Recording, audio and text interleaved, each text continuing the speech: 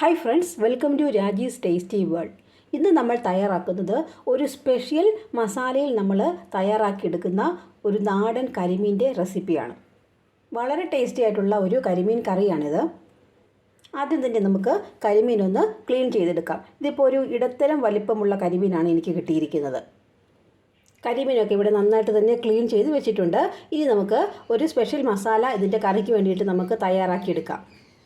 മസാല തയ്യാറാക്കാനായിട്ട് ഒരു പാൻ സ്റ്റൗവിൽ വെച്ചിട്ടുണ്ട്. പാനിലേക്ക് നമുക്ക് ഒരു 2 ടേബിൾ സ്പൂൺ വെളിച്ചെണ്ണ ഒഴിച്ചു കൊടുക്കാം. വെളിച്ചെണ്ണയിലാണ് ഈ കറി തയ്യാറാക്കേണ്ടത്. എണ്ണ ചൂടായി വരുമ്പോഴേക്ക് നമുക്കിതിലേക്ക് ഒരു 15 ചുവന്നുള്ളി ഉണ്ട്, നന്നായിട്ട് ക്ലീൻ ചെയ്ത് വെച്ചിരിക്കുന്നതാണ്. അരിഞ്ഞൊന്നും എടുത്തിട്ടില്ല, അത് നമുക്ക് ഇട്ട് കൊടുക്കാം. നന്നായിട്ടൊന്ന് വഴറ്റിയെടുക്കാം. ഇനി നമുക്ക് ഒരു ചെറിയ കഷ്ണം ഇഞ്ചി ഇതിലേക്ക് ഇട്ട് കൊടുക്കാം. 2 അല്ലി വെളുത്തുള്ളി ഇടാം.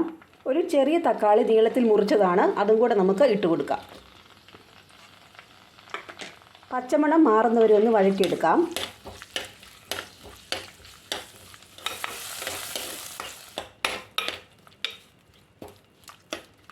ഉള്ളിയുടെയും തക്കാളിയുടെയും ഒക്കെ ആ പച്ചമണമൊക്കെ ഒന്ന് മാറി വരുന്നുണ്ട്.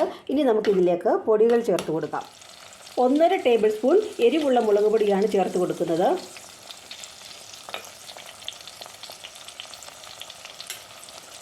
1 table spoon Kashmiri chilli powder കൂടെ ചേർക്കുന്നുണ്ട്. കറിക്ക് നല്ലൊരു കൊഴുപ്പും അതുപോലെ ഒരു കളറൊക്കെ കിട്ടാൻ വേണ്ടിയിട്ടാണ്. അല്പം മഞ്ഞൾപ്പൊടിയും കൂടെ ചേർത്ത് കൊടുക്കാം. ഇനി 1 ടേബിൾ സ്പൂൺ മല്ലിപ്പൊടിയും കൂടിയാണ് ചേർത്ത് കൊടുക്കുന്നത്.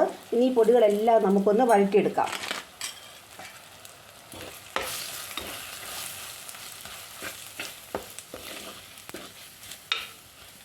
പൊടികൾ ഒട്ടും തന്നെ കരിഞ്ഞു പോകരുത് കേട്ടോ. പൊടികളുടെ പച്ചമണമൊക്കെ ഒന്ന് മാറി വന്നിട്ടുണ്ട്. നമുക്ക് സ്റ്റൗ ഓഫ് ചെയ്യാം.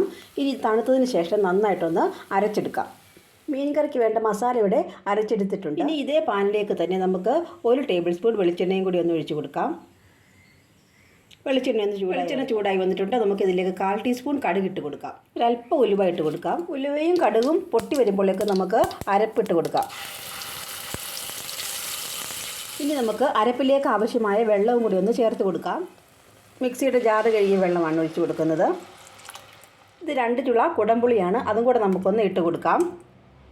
ഓൾറെഡി നമ്മൾ തക്കാളിയും കൂടെ ചേർത്താണ് വഴറ്റിയത്. അതിൻ്റെ ഒരു അല്പം പുളിയും കൂടെ നമ്മുടെ കറിക്ക് വരെ നമ്മൾ ഉപ്പൊന്നും ഇട്ട് കൊടുത്തിട്ടില്ല. ഇനി നമുക്ക് ഒരു 1/4 ടീസ്പൂൺ ഉപ്പും കൂടി ഇട്ട് കൊടുക്കാം. ഇനി നന്നായിട്ടൊന്ന് ഈ അരപ്പൊന്ന് തിളച്ച് വരട്ടെ. അരപ്പൊക്കെ നന്നായിട്ട് തന്നെ തിളച്ച് വന്നിട്ടുണ്ട്. ഇനി നമുക്ക് മീൻ ഇട്ട് കൊടുക്കാം.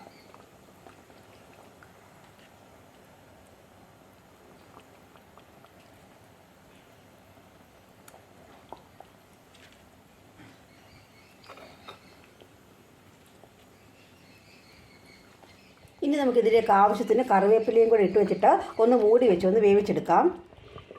നമ്മുടെ മീൻ കറി നന്നായിട്ട് തിളച്ച് ചാറൊക്കെ നന്നായിട്ട് തന്നെ കുറുകി വന്നിട്ടുണ്ട്. ഇനി നമുക്ക് സ്റ്റൗ ഓഫ് ചെയ്യാം. സ്പെഷ്യൽ മസാലയിൽ തയ്യാറാക്കിയ നമ്മുടെ കരിമീൻ കറി ഇവിടെ റെഡി ആയിട്ടുണ്ട്.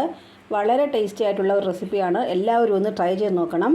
അതുപോലെ തന്നെ നമ്മുടെ ചാനൽ ആദ്യമായിട്ട് കാണുന്നവർ ഒന്ന് സബ്സ്ക്രൈബ് ചെയ്യണം, ഷെയർ ചെയ്യണം, ലൈക്ക് ചെയ്യണം, കമൻറ്റ് ചെയ്യണം. താങ്ക്